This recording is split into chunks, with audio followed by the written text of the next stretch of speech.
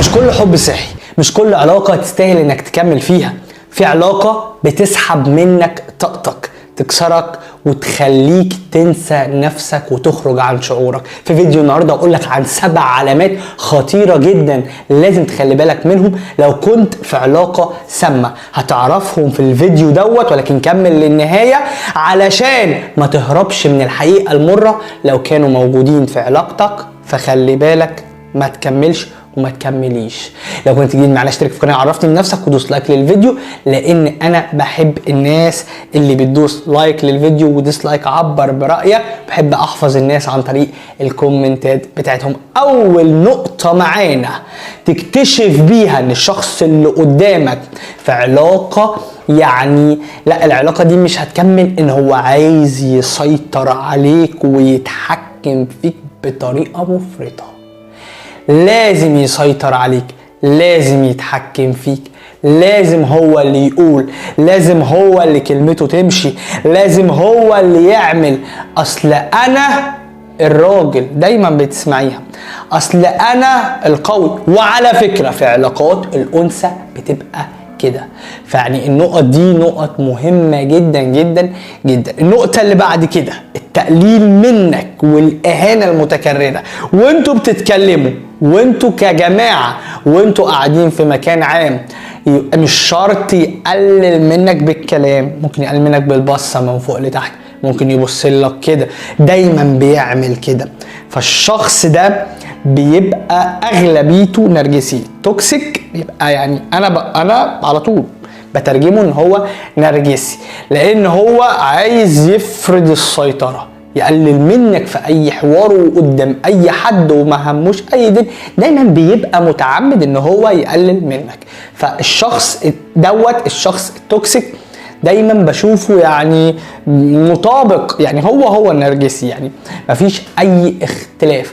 والاهانه المتكرره اللي هو ما بيسمع لك، خلي بالك لما تيجي تكلمه، خلي بالك اتكلم معاه باسلوب حلو، بعد اذنك انت بتعمل معاه باسلوب حلو. فلا، هو مش في دماغه اللي انت بتقول، هو دايما بيعمل ده.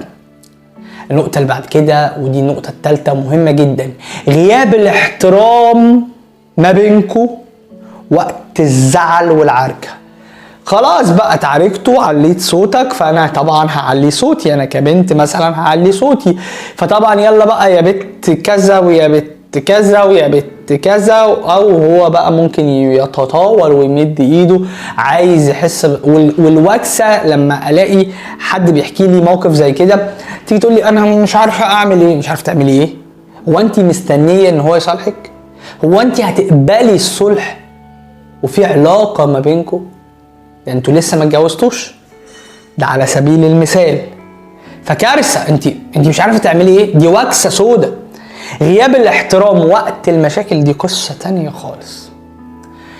الراجل ما يقبلهاش، ما بال بقى لما يعملها فيكي. جاوبي. خلي بالكم يا جماعه، ما تتغاضوش عن النقط دي، والحقوا نفسكم لو انتوا في علاقه توكسيك.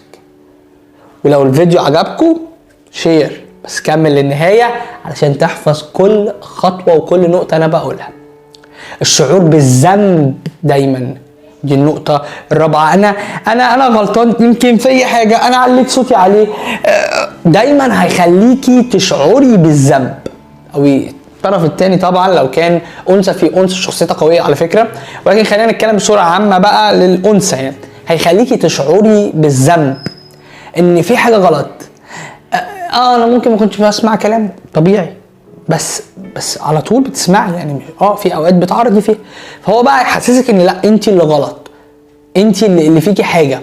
وعلى فكره تقدري تفرقي بسهوله، يعني لو كنت بتسمعي كلامه كتير وبتعملي ده كتير، بس برضو انت مش غلطان، ما انت بتسمعي كلامه، انت بتعارضي في الغلط، فهيخليكي تحسي بقى بالذنب والموضوع يكبر ويوسع. النقطة اللي بعد كده، ودي مهمة جدا جدا جدا، هيبعدك عن أصحابك والعيلة والناس. كل أصحابك وحشة. طب أنا عارفة إن في ناس، في شلة وحشة، بس دي شلة حلوة. لا، كلهم وحشين. لا، ما تروحيش. أنت هتروحي ليه؟ هما يجوا، العيلة تيجي. فدايما هيبقى عايز يفرض الشخصية والسيطرة كده، وهو عايز يمتلكك، يبعدك يتحكم وتسمعي كلامه بدون اي نقاش. يعني هو بيلغي صلة الرحم وكمان الاجتماعية، وانتي لو شخصية يعني اجتماعية الموضوع هيبقى متعب متعب متعب متعب بالنسبة لك. النقطة الخطيرة اللي كل البنات بيخافوا منها وكل ست، وخلي بالكم يا جماعة لازم تكونوا عندكم الجراءة وتتخذوا قرار. لو 80% لو 50%، مش هقولك 80%، النقط دي موجودة في علاقتكم، اهربي، ما تستنيش، اوعوا تستنوا. النقطة المهمة ان هو دايما يهددك انا همشي بالهجر، الانفصال على طول بقى. تعملي لا، يا اما كده يا اما والله هفركش، انا هبعد. هو حضرتك مين؟ هو انت محور الكون؟ هو انت اخر الدنيا؟ انا بجيلي ناس بتتكلم معايا في النقط دي في الاخر تقول انا خايفه يسيبني. طب ما يغور في داهيه، ما يغور في 60 داهيه. محدش يمسكني، ده اللي بتوجعني، ده شخص فيه مشكله في شخصيته. الحب يتركن على جنب، المشاعر تتركن على جنب. طب انا ريمونتادا بزعل وبدأ، انا عارف ومقدر، لكن في حاجات اركن.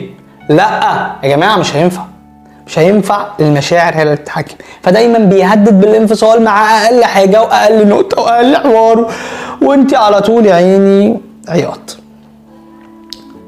والاهم، ودي النقطه العاشره، لو كان في علاقتكم ارهاق وخوف من ناحيتك، وده هيخليكي تشعري بيه دايما مع اللي بيعمله ان هو هيسيبك وهيعملك ومش عارفه ايه، وما تلبسيش وما تعمليش ولا ممكن يهينك، وممكن اصلا ما يحترمكيش قدام حد، وممكن يقلل منك.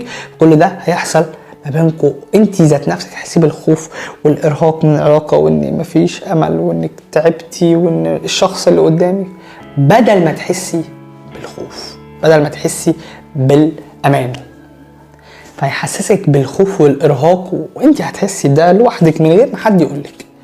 فهتوصلي لمرحله ان انت مش عارفه تعملي ايه.